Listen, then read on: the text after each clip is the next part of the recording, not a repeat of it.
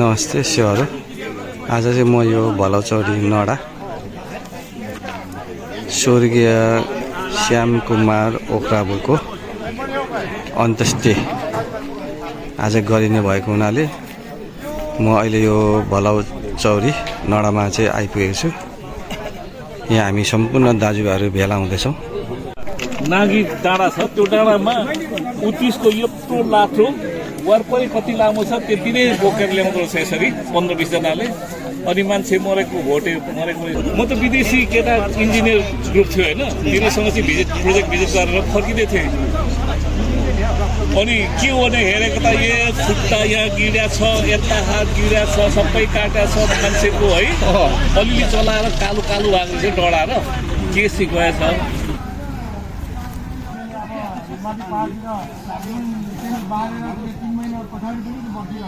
बाइस गते पर्खिसकेपछि फेरि चाहिँ 27 गते गर्ने भन्दा 24 गते भन्नु 13 दिनपछि 27 गते भने त्यो भन्दा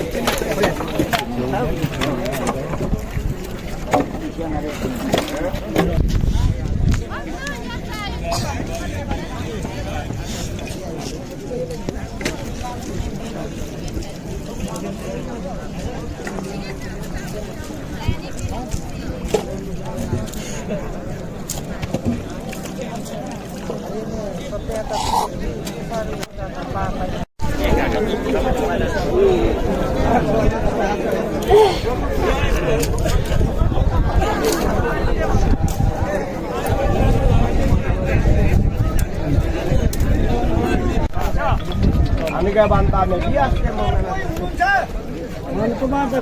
Allah kau kan kau hidup mak kau yang saya pun hidup mak kau kan kau hidup mak mak kau yang suci ada nangal aron suara ada kamu kamera masih mata jauh kamu di tong siben kamu kamu ala yang sawah pun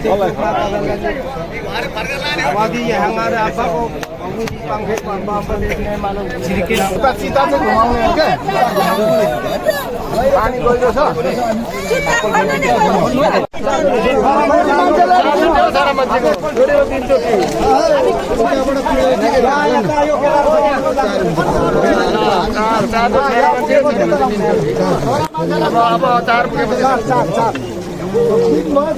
apa sar mau nih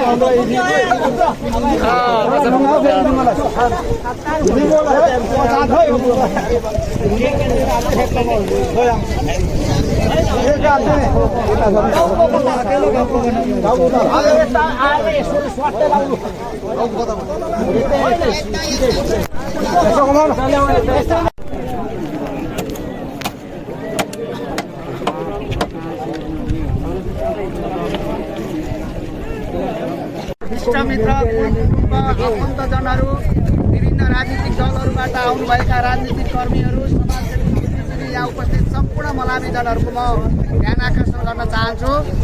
आज 66 वर्षको उमेरमा स्वर्गीय श्यामबहादुर ओख्राबुको चाहिँ अन्तिम विदाई गर्न लागिरहेका छौँ।